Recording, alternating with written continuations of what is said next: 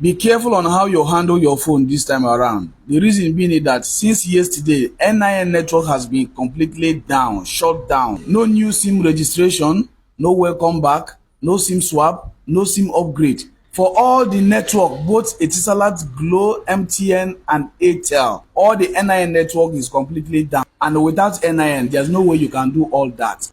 And there is high probability that it may linger till Monday, 30th of June, 2025. So be careful on how you use your phone this time around so that it will not get lost. Because if anything should happen to your phone right now, no welcome back for you.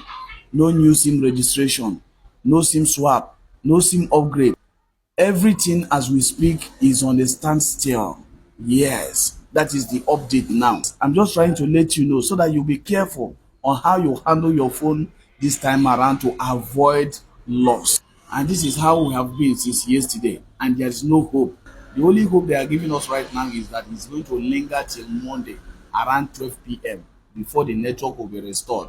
So pass this message to your friend to avoid had I know. That is the last comment of a fool.